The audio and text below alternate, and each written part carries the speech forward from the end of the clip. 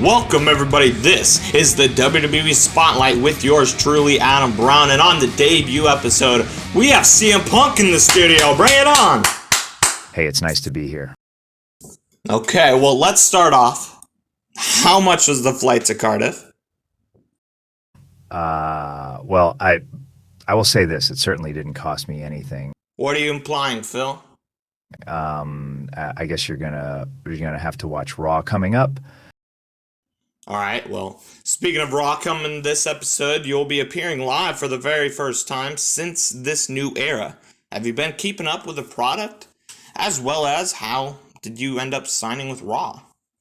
Well, of course, I feel like in this business, you kind of have to, there's always so many moving parts, like this new era. If I haven't kept up with the product, this all would be so new to me, and that goes for both brands. As for signing to Raw, I was at my hotel room after Mania, getting ready to fly back home in the morning, and I got a call from Randy, and essentially he just asked when I think I would be clear and if I would want to end up signing with Raw. Well, how's the tricep?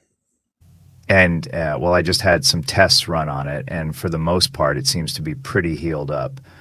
But the WWE medical team are really good with making sure, in the case of wrestling, if it's good enough to go.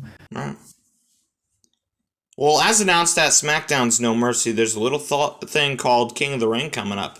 Do you think you'll be cleared by then? I mean, we'll see. My arm feels good to go. It's all about the medical team letting me go out and letting me do what I do best.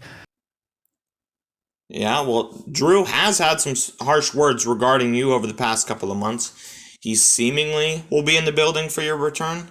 Do you have any, zingers in the back of your mind? Something you've been holding off to load on him? Well, look, come on, you know me.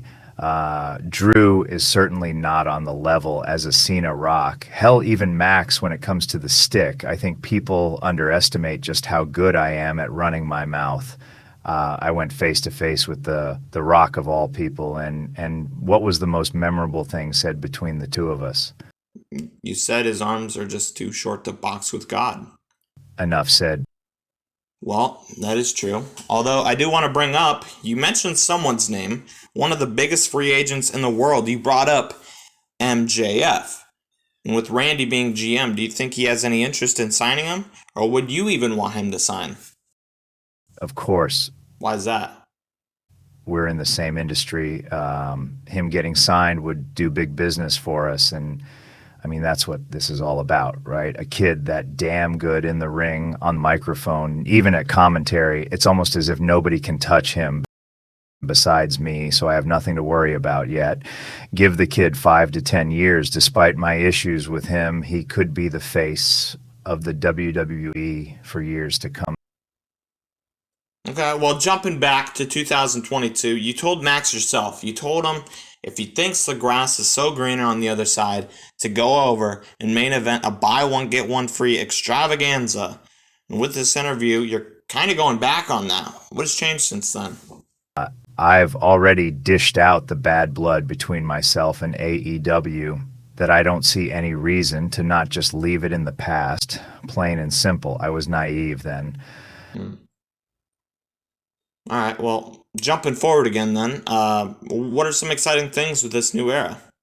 I don't have firsthand experience with it yet, but from what I've seen, it's a completely different ball game. I mean, with this new era, it's giving younger guys and girls more opportunities, and both brands are absolutely killing it. So much so it's gotten guys like John Cena and Shawn Michaels coming back to have a piece of the pie.